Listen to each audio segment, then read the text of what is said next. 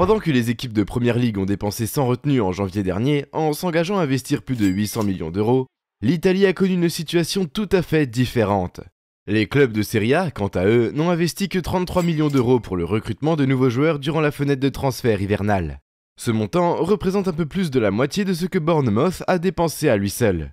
Quelle est donc la raison qui empêche les clubs italiens de dépenser de l'argent? Cette vidéo nous permettra de le découvrir, mais avant d'attaquer, si vous êtes nouveau, abonnez-vous à notre chaîne et activez la cloche de notification pour être informé des prochaines parutions. Et commençons! Les émissions nocturnes de janvier sur le marché des transferts étaient difficiles à regarder. Les journalistes italiens spécialisés dans le calcio mercato essayaient, sans rire, d'exciter les téléspectateurs à l'idée que l'Ospedia signe un Polonais, ou Ouzbek et un Letton, en espérant que l'un d'entre eux pourrait être le prochain Khvicha Kvaratskhelia.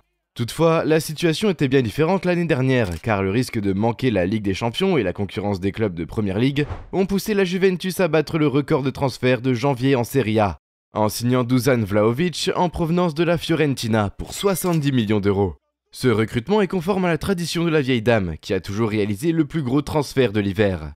En 2020, cela s'est produit avec la transaction croisée de Nicolo Rovella, qui a conduit la FIGC à citer la Juventus dans son dossier, ce qui a entraîné une pénalité de 15 points dans l'affaire Plus Valenza. En 2019, la Juventus avait aussi réalisé la plus grosse acquisition de la Serie A, en déboursant 44 millions d'euros à l'Atlanta, pour s'offrir Dejan Kulusevski, qui avait connu 4 mois passionnants en prêt à Parme. Cela montre à quel point la Juventus est le moteur du marché de la Serie A. Cependant, les enquêtes sur les affaires financières du club, notamment les revenus générés par les échanges de joueurs entre 2019 et 2021, ont eu un effet dissuasif.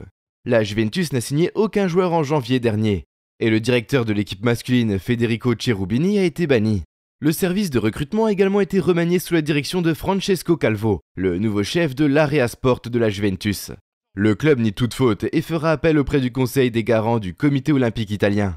Le nouveau directeur général de la Juventus, Maurizio Scanavino, a été touché par la solidarité manifestée par d'autres clubs et bases de supporters depuis la condamnation, et a expliqué les craintes que cela a suscité. Cela crée des inquiétudes parce qu'aujourd'hui cela arrive à la Juventus. Demain cela peut arriver à n'importe quelle autre équipe, a-t-il déclaré. Cette inquiétude explique en partie la prudence qui prévaut autour de la fenêtre de transfert italienne. La surveillance accrue des transactions croisées, un échange de joueurs avec un autre club, a, en termes simples, dissuadé les clubs de procéder à ces échanges. En d'autres termes, les clubs doivent recruter en payant de l'argent, et c'est là le problème. En Serie A, la plupart du temps, il n'y en a pas. L'Inter Milan a une dette de 275 millions d'euros à rembourser avant 2024, avec des intérêts de 12%. Il doit aussi, comme la Roma, respecter les règles strictes du fair play financier de l'UEFA. D'autre part, la Sampdoria rencontre des difficultés financières désespérées, tandis que Vérone, parmi les nombreux clubs en difficulté, continue de décliner. Cependant, Spezia est la seule équipe à avoir réussi à gagner de l'argent ce mois-ci, en vendant Jakub Kiwior à Arsenal pour 25 millions d'euros. Spezia mérite des éloges pour plusieurs raisons, notamment le fait que le club, 2 ans après avoir été promu en Serie A pour la première fois de son histoire, pourrait être la seule équipe de la région de Ligurie encore dans l'élite en juin, si la Sampdoria est reléguée en Série B aux côtés de Genoa. En effet, Kiwior avait été acheté pour 2,2 millions d'euros au MSK Žilina et représentait une stratégie d'achat peu coûteuse et de revente à prix élevé. L'objectif est que d'autres joueurs considèrent Spezia comme un tremplin vers des équipes comme Arsenal, qui ont la capacité financière de surpayer pour des joueurs. Cependant, l'accord avec Kiwior met également en évidence la dépense des clubs italiens vis-à-vis du commerce de joueurs en l'absence d'autres sources de revenus en croissance. Cette période a été marquée par des départs de joueurs ou des transferts imminents, comme celui de Weston McKennie à Leeds et de Ahmed Traoré à Bournemouth.